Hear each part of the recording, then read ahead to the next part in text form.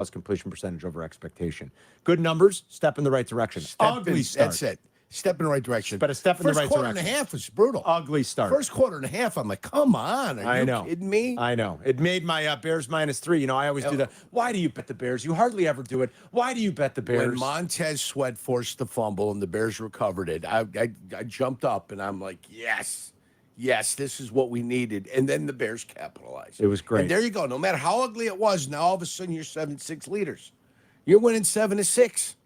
Then you go ahead and you add yourself a field goal. Now you're at 10-6. You're feeling a little bit frisky about yourself. You know they're getting the ball coming out, right? You know they're getting the ball coming out. You got to play some defense. First time they get the football, touchdown. Yes. Second time they get the football in the second half, touchdown. 4 straight possessions. Beautiful. Except for the one play they had at the end of the first half. But that's barely a possession. One play you take an I don't count. That's not a possession. I know what you're saying. I don't. You know what I'm saying? 4 straight possessions. They put 24 points on the board.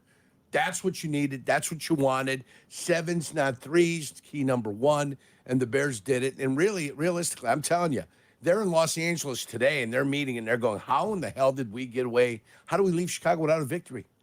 You think so? I think they do. You know, they'll point to the turnovers. When they'll look at their inability to score in the red zone. Inability to score in the red zone. I mean, they kind of were doing what they wanted to do. 20-20, they absolutely had a couple did. Key sacks, couple key turnovers, and that's all it took. Boy, the Bears have been a takeaway machine going back to like Remember, week that's 10 last year. What did the statisticians say? Well, that's something you can't count upon? Yes. You got to expect some regression? Yes. There's a lot of variance in those stats. When you got to rush, though, Carm, when you can get to the quarterback, good things usually happen. No, it's a great point. Yeah. So while there is normally a great deal of variance in those numbers, they have been able to sustain it here for a pretty good run. Green Bay leads the league right now in takeaways, Yerk, with 12. Minnesota is next with 10. That's not going to surprise anybody. And what, they had 4 yesterday, right? Yeah. Minnesota had 4 yesterday? Yes. The Bears are next, tied with the Saints at 8. And again, if you go back to week 10 of last year, like they are showing an ability to do it in large part because of their rush. The Bears right now, first of all, they're top 10 in defense, both in EPA and success rate. They've got the 4th highest pressure rate in the league, but they're blitzing at one of the lowest rates. So I believe they've gotten to double digit sacks yesterday, right? I think they're at 10 right now. I believe you're right. And they've got 8 takeaways. And the defense is playing through 4 weeks, just about a quarter of the season. The defense is playing Yerk like a top 10 defense. Yeah, which is what we thought we had. A good rush. You thought you had a top 10 defense. Yes. You had question marks with your young players, whether they're going to be able to develop. When there were question marks throughout training camp, that's when they went and they addressed the pass rush even further by making 2 trades. Yes. Right? Chris Williams came in and Taylor came in. Yeah. You went and addressed it. Hey, we don't like it. Hey, it's not good enough. Hey, it needs to be better. So what'd they do? They went and made it better. Or they tried to make it better. They're making an effort. Listen, Booker's going to be a better player later in the year. Taylor might be a better player, you know, as time goes on, even though he's a little bit of a vet. You got to become accustomed with each other. And you got to become accustomed with the defense. Mm-hmm. And then once you start to progress during the year, hopefully this defense is going to be playing at a much more efficient level. Bears have 6 giveaways, so they're a +2 because of all the takeaways. You don't love the 6 giveaways in 4 games, Yerk. So if you can clean that up, it'd be nice. That's tied for the 3rd most in the NFL. Mm-hmm. The Titans and the Eagles each have 8. And then the Vikings, Chiefs. How about the Vikings with 7 giveaways and they're still 4-0? Vikings, Chiefs, again, another undefeated team with 7 giveaways. And the Broncos all have 7. The Bears are tied for 3rd, like I said. Or I guess that wouldn't be tied for 3rd. Who leads the team in sacks? 2, 3, 4, 5. Technically, that'd be tied for 5th. Who leads the team in sacks? Right now, is it Dexter? It's Gervon Dexter, senior, with 3 sacks. Yeah. Taylor's got 2, and that was in the first game. He got them all in one game, and Sweat's got 2. Sanborn, in a limited amount of time playing, has got 1 sack. Edmonds has got a sack, and Jaquan Brisker has got a sack. All right. 1, 2, 7, 11. Boom. There it is. Oh, so it's 11. Did I say 10? Oh, it's 10. Okay, yeah, 10. 10. That's what I thought. Who's got the fewest giveaways in the NFL through 4 weeks? Fewest giveaways in the NFL through 4 weeks. It's a team that neither likes to have the ball intercepted, nor they like to turn it over via the fumble. You're right. The fewest, well, that would be the way it has to be. That's what I love. I will go with the Washington Redskins. The Washington Commanders. Commanders, yeah. The Washington Commanders have 1 giveaway. Thank you. In 4 games. Thank you. Now, I went through that mentally. Good to call go by through you. it all. Yeah, and that's the interception that was deep. Yes, that was the interception that was deep. How many times has he been sacked? He has been sacked. That's a good question. I bet you it's a low number. I bet you. I guarantee you it's a low number. I bet you it's a low number. Between the way that line's played and his escapability. Yeah. He's got some escapability. Oh, Come my on. God. Yeah. I mean, I'm telling The you. great escape. He's got the great escape. He also looks like a kid that played a lot in college. Let's face it, he was a 5-year player here. Yes, he was. COVID. He's played 55 games in college. Yeah. That's a lot of games. That's lot of 20 more games. games than Caleb Williams played in college. Like, So that means that's something, doesn't it? A lot of games. Yeah, and it took him a while to figure it out. When he did figure it out, everybody said, why did he play great his senior year?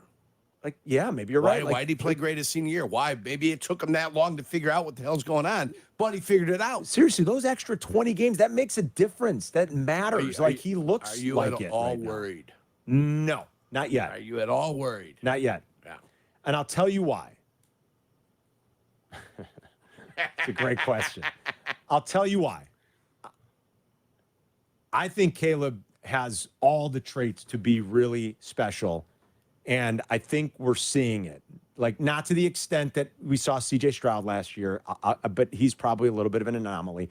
Not to the extent that we're seeing with Jaden, but Jaden does have the advantage of being a little bit older and having a ton of experience under his belt. Remember, Jaden Daniels is 2 years older than Caleb Williams. Like, I do think that matters, right? And so I think Caleb's got all the traits to be special. I do worry about the Bears as an organization messing it all up because it's just what they've always done. Call me a pessimist. It's what they've always done. Like, in football, you have to try hard to have 5 playoff appearances in 30 years. This entire league is built on turnover and parity. Mm-hmm. You have to really, you really have to be bad at what you do as a collective, as an ownership group, to have 5 playoff appearances in 30 years, whatever it is, 6 in 30 years, whatever it is. It's 5 or 6, right, in the last 30 years. That's not bad luck. It just isn't. So the pessimist in me is always going to be worried about, like, the Bears just doing what they always do, and that's screwing it up. But I believe very much in Caleb. I think he has it. I do. I think he has all the qualities, tangible and intangible, that you want. And I think we're seeing him get better. Week 1 was a disaster. A disaster. And he looks better. He already looks like a more polished quarterback, competent quarterback in 4 weeks. So no, I'm not. I love the way you asked that, though, with like a wry smile. Mm-hmm. You're like, are you? Look, Caleb. Are you? I'll flip it on you. Here's a very real possibility. Caleb can become a competent quarterback, and Jaden Daniels might still be better than Caleb Williams. That's absolutely true. That could, of course. That's a very real scenario. Of course. That could play out.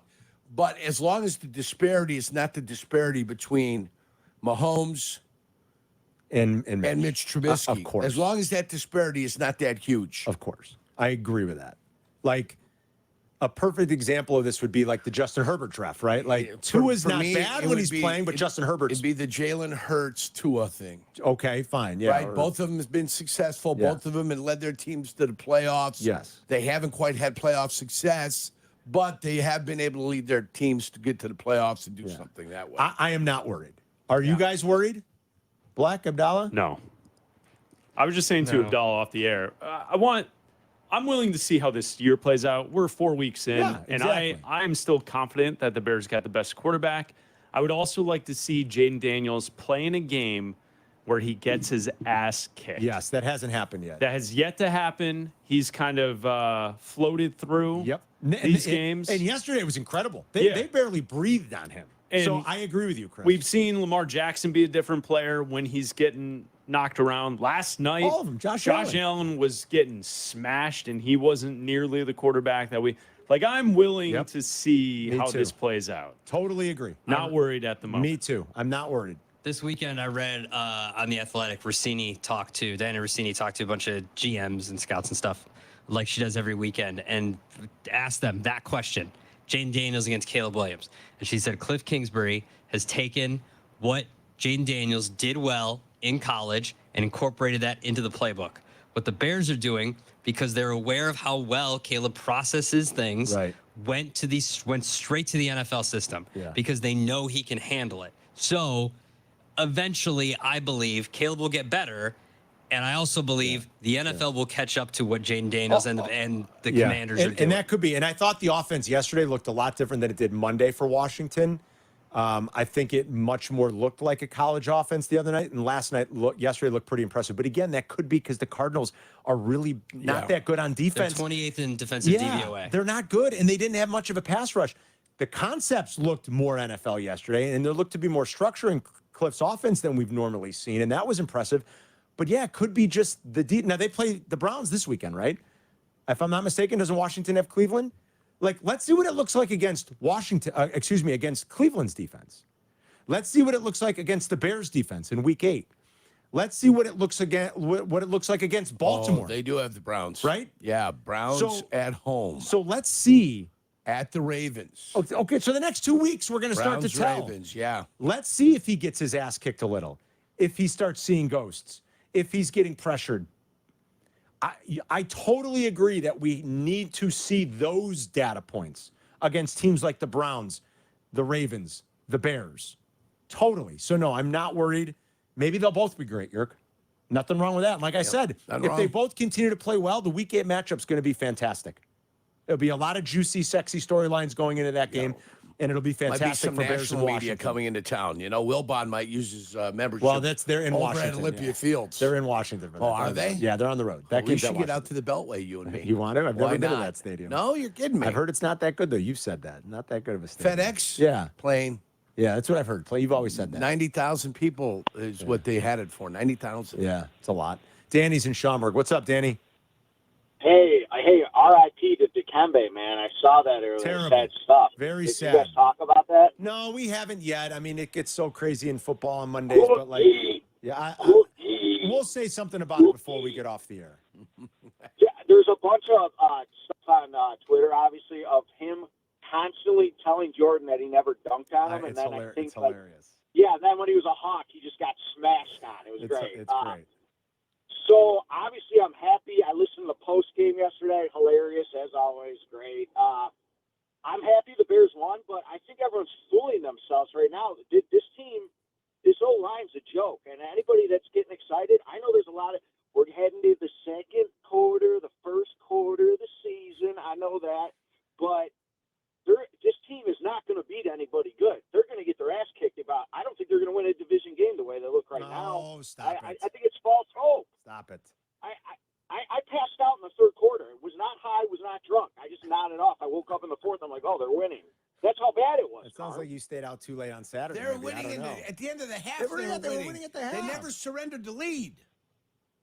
But it's ugly. In 2024, come on, It was man. a little. You know that. It was a little ugly, especially those first few series. But I know there's a lot of season and a lot of growth to be happening. I'm just not ready to get all right, have fair a enough. Bears bone. What is it? A Bears bear claw or Bears boner? I don't have I don't know, that. anything yet. you know want, what I'm saying? dude. You could have a boner or a Take your bear claw. time, Doesn't my matter what you friend. want. Take your All right, time. Danny. I'll Look, get you some Blue Chew. It'll help. The O line could be the thing that ultimately sinks them. It's not crazy to say. It's probably the biggest area of concern on this team, right? Right. It's Like, the one clearly. thing that could derail this team. Clearly. Yes. Two things can derail this team.